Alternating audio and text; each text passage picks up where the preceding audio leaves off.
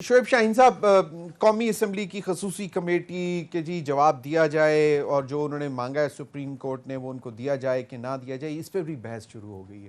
Domain کی بات آ گئی کہ جی آپ مانگ سکتے ہیں کہ نہیں. ساتھ میں آرٹیکل 168 ہے شاید اور پھر 169 ہے، وہ دونوں کی حدود بتا رہا ہے کہ جی آپ نے اس میں وہاں پہ ان پہ ڈسکشن نہیں کرنی اور اس نے وہاں پہ ڈسکشن نہیں کرنی. لیکن ہم دیکھ رہے ہیں کہ شاید ٹریسپاس کیا جا رہا ہے. نہیں دیکھیں، آرٹیکل 68 ہے جو کہ پابند کرتا ہے پارلیمان کو کہ وہ ججز کے کنڈکٹ کے بارے میں بات نہیں کریں گے. آرٹیکل 69 ہے کہ پارلیمان کی پروسیڈنگز کو آپ سیٹ اسائیڈ یا چیلنج نہیں کیا جا سکتا. دیکھیں اس وقت تو سپریم کورٹ نے کون سی ان کی اتھارٹی کو چیلنج کر دیا؟ سپریم کورٹ نے صرف یہ کہا ایک وائریز آف لا چیلنج ہوا ہے.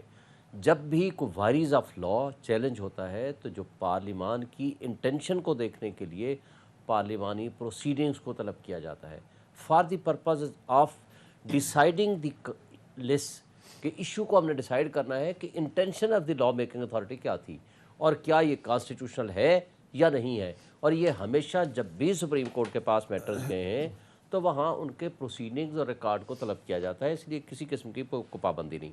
جو آرٹیکل 69 ہے یہ تو پھر آپ کو یاد ہوگا کہ جب قاسم سوری کی رولنگ کے خلاف یہ پٹیشن گئی یا سو موٹو بھی نوٹس لیا، یہی بینچ تھا، یہ بات آئی تھی دوسری سائڈ سے کہ آرٹیکل 69 کے مطابق آپ پروسیڈنگز آف دی پارلیمان کو نہیں ڈسٹرب کر سکتے. تو سپریم کورٹ نے کہا نہیں، پارلیمان بھی آئین کی پابند ہے، غیر آئینی اقدام اگر پارلیمان بھی کرتی ہے تو ہمارے پاس یہ اختیار ہے، ہم اس کو سیٹ اسائیڈ کر سکتے ہیں جوڈیشل ریویو میں. سملرلی دوست محمد مزاری کی جو رولنگ کے خلاف میٹر آیا اس وقت بھی یہ بات کہی گئی کہ آرٹیکل 69 کی پروٹیکشن ہے. دیکھیں آرٹیکل 69 پروٹیکٹ کرتا ہے پروسیڈنگز کو، but lawful and constitutional proceedings کو. یہ نہیں ہے کہ کل وہ فیصلہ کر دیں کہ جو بھی پراڈو میں جا رہا ہوگا اس کو کل قتل کر دیا جائے، تو کیا ان کو اختیار ہے؟ عدالت ڈیسائیڈ کرے گی. مجھے یہ بتائیں تو پھر تو وہ ہر فیصلے کو پارلیمنٹ کو بلا سکتے ہیں کہ ہر فیصلے کو کیوں بلائیں گے؟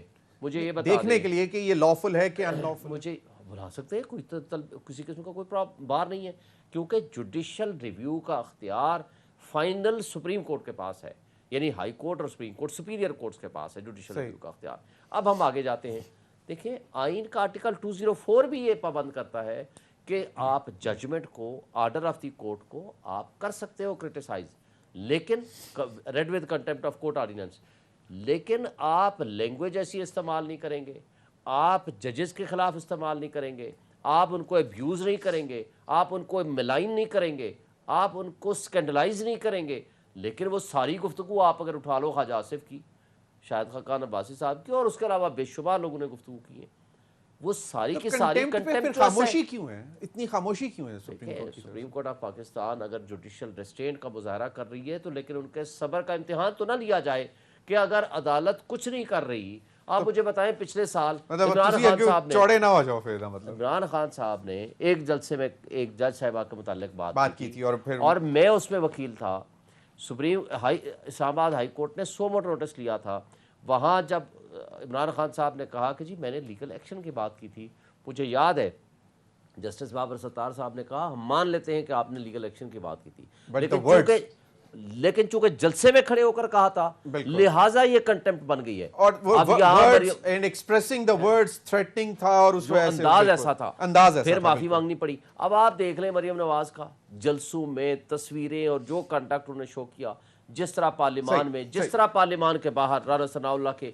لیکن میں کہتا ہوں کہ اب اس وقت یہ اٹیک سپریم کورٹ کے اوپر ہے، اور صرف سپریم کورٹ پہ نہیں ہے، یہ پوری 22 کروڑ عوام پہ اوپر بھی ہے کہ جن کے حقوق کا تحفظ انہوں نے کرنا ہے. بالکل، اپنے حقوق کا اگر تحفظ نہیں کر سکیں گے تو یہ مسٹرسٹ ہوگا.